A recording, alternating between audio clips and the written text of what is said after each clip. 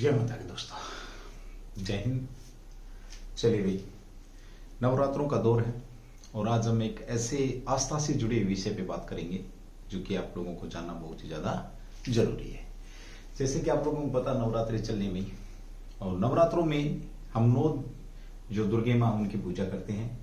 देखिए, पहले तो ये बता दो, इस क्लास को स्किप नहीं करना। क्लास कह सकते हो आप, जानकारी कह सकते हो, इस टॉपिक कह सकते हो आप, किसी भी प्रकार से आप लोगों के बीच में कहीं पर भी, सामाजिक तौर पे भी, एग्जाम के अंदर भी कहीं भी पूछा जा सकता है। तो मेरा मन क्या है कि मैं क्यों ना ये 10 मिनट आपकी मैं यहाँ पर आपकी लेकर के और आप लोगों के बीच में एक अच्छी जानकारी दे करके जाऊं। एज ए हिंदू होने के नाते भी आपको और एज ए एक अच्छा इंसान होने के नाते भी आप लोगों को इनके बारे में जानकारी पता होनी चाहिए। तो जैसा कि आपके सामने है, विषय है शक्तिपीठ। अभी मैंने बात करी आप लोगों के बीच में कि आज जैसे कि 30 सितंबर है और आज हम ये इस क्लास को, या क्लास कहें या एक कह सकते हैं एक जानकारी आपके बीच में साझा करना चाहूंगा, उसकी हम यहाँ पर बात करेंगे। नवरात्रों के दौरान जो शक्तिपीठ होती हैं आपकी, इन शक्तिपीठों की जो पूजा अर्चना जो की जाती है, वहां जाकर के पवित्र यात्राएं जो आपकी मानी जाती हैं, जो शक्तिपीठों के दर्शन करते हैं जो लोग जाकर के, वो इसे बड़ा पवित्र समझते हैं। यानी कि नवरात्रों के दौरान शक्तिपीठों का बहुत बड़ा महत्व है। वैसे तो हमारे जीवन में बड़ा महत्व है ही है, लेकिन वैसे भी बड़ा महत्व है। नवरात्रों के दौरान और ज्यादा इसका महत्व बढ़ जाता है। तो आज हम बात करने वाले हैं कि कौन कौन सी शक्तिपीठ कहां कहां पर। आपको जानकर के बड़ी हैरानी होगी, ना केवल भारत के अंदर बल्कि आपका पाकिस्तान, तिब्बत, श्रीलंका, नेपाल आदि के अंदर भी शक्तिपीठ हैं। अब यहां पर सबसे पहले बात आती है कि आपकी शक्तिपीठ होती कितनी है, शक्तिपीठ है कितनी। तो देखिए, वैसे आम धारणा जो लोगों की है, तो जो इनकी जो संख्या की अगर मैं बात करता हूं, शक्तिपीठों की जो संख्या है, तो ये संख्या 51 मानी जाती है। कितनी मानी जाती है? 51 संख्या आमतौर पर। ये आपका कहा शिव चरित्र के अंदर या शिव पुराण के अंदर इसको माना गया। कितना? शिव पुराण के अंदर ऐसा कहा गया है। शिव पुराण में अगर पूछा जाए आप लोगों से, तो शिव पुराण में कितनी शक्तिपीठों का जिक्र है, तो आपके बीच में 51 शक्तिपीठों का यहाँ पर जिक्र किया गया है। अब बात आती है कि महत्व तो मैंने बता ही दिया इनका।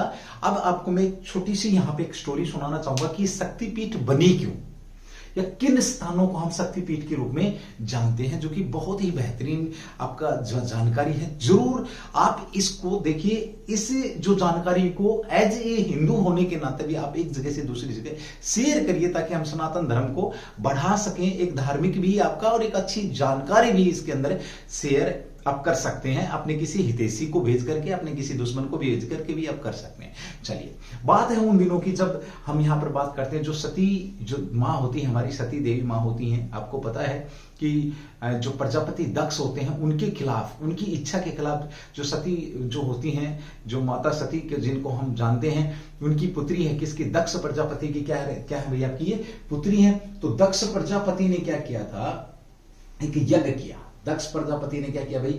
एक यज्ञ किया और उस यज्ञ में इन्होंने किसको? अपने शिव शंकर भगवान को यहाँ पर इन्होंने नहीं बुलाया। तो यहाँ पर मैं बात करूं, देखिए आपका जो कहानी जहां से शुरू होती है, तो आपके जो प्रजापति हैं, प्रजापति भाई, एक एक चीज देखेंगे आप लोग।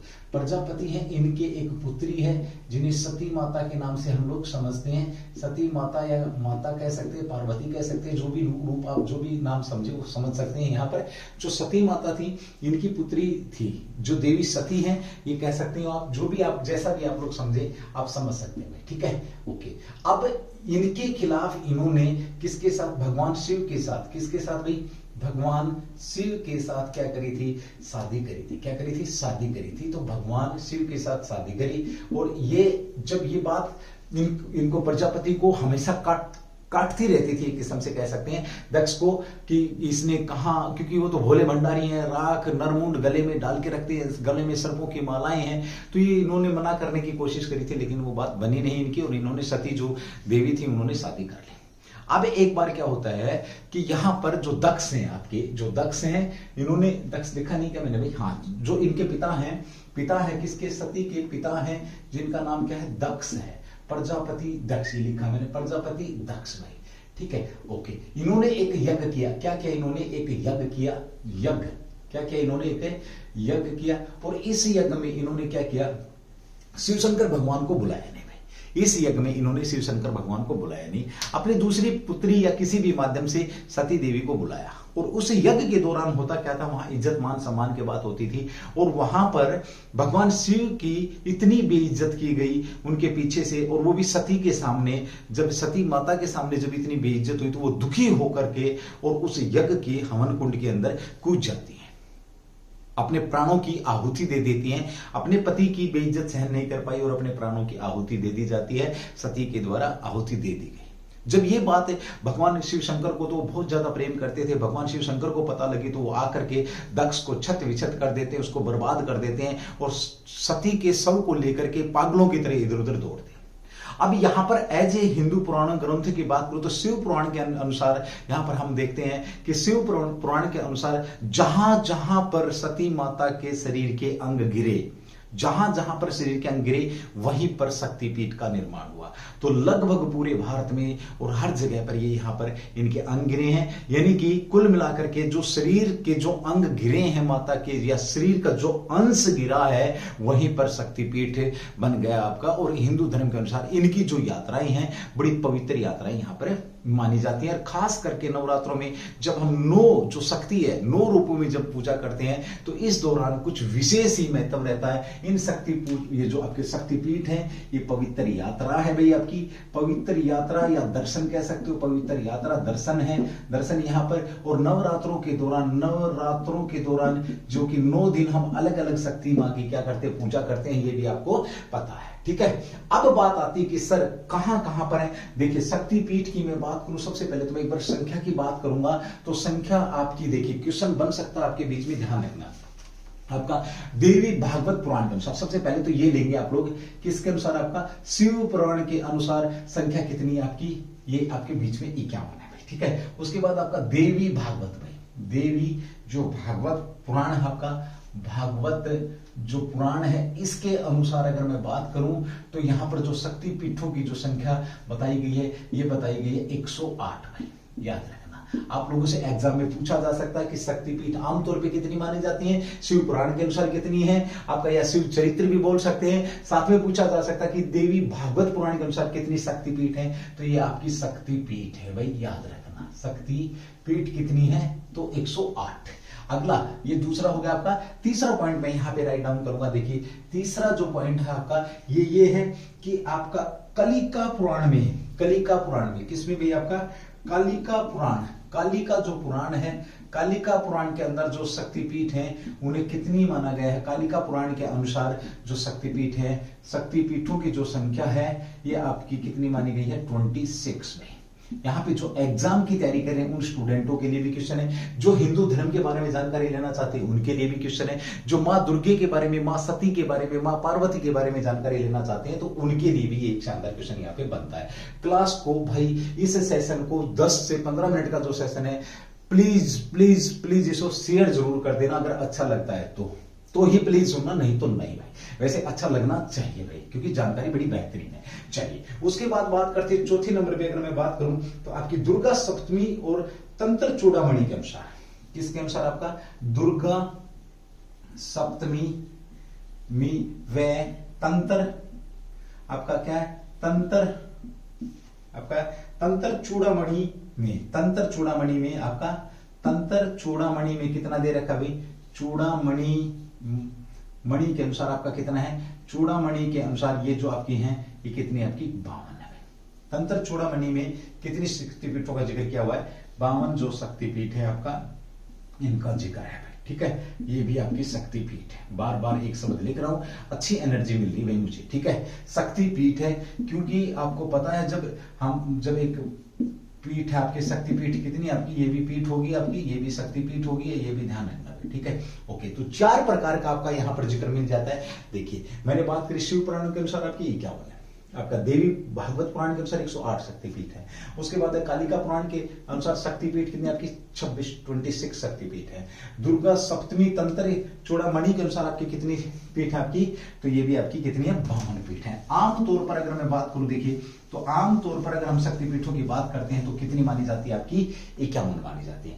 अब बात आती है सर भारत के अलावा कहां कहां पर है भाई, भारत के अलावा जो शक्तिपीठें हैं ये कहां कहां पर हैं। अलावा की अगर मैं बात करूं, भारत के अलावा जो शक्तिपीठ है ये कहां पर है आपका, तो सबसे पहले आ जाएगा आपका पाकिस्तान में। कहां पर आपका, पाकिस्तान के अंदर है, ठीक है, ओके। उसके बाद आ जाएगा नेपाल में, नेपाल के अंदर आ जाएगा, ठीक है।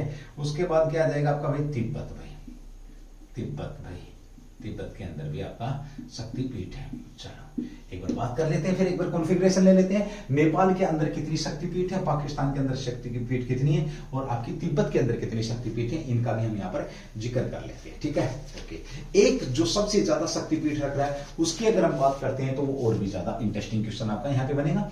यानी कि जो बांग्लादेश है, यहाँ पे लिख रहा हूं मैं भाई, एक आपका बांग्लादेश भाई, बांग्लादेश यानी कि भारत से बाहर सबसे ज्यादा जो शक्तिपीठ है वो कहां पर है, बांग्लादेश के अंदर। कितनी आपकी, 4। बांग्लादेश के अंदर कितनी शक्तिपीठ आपके, 4 है। पाकिस्तान की अगर मैं बात करूं तो देखिए, पाकिस्तान के अंदर उसकी बात करें तो आपकी सबसे ज्यादा तो 4 यहां पे होगी।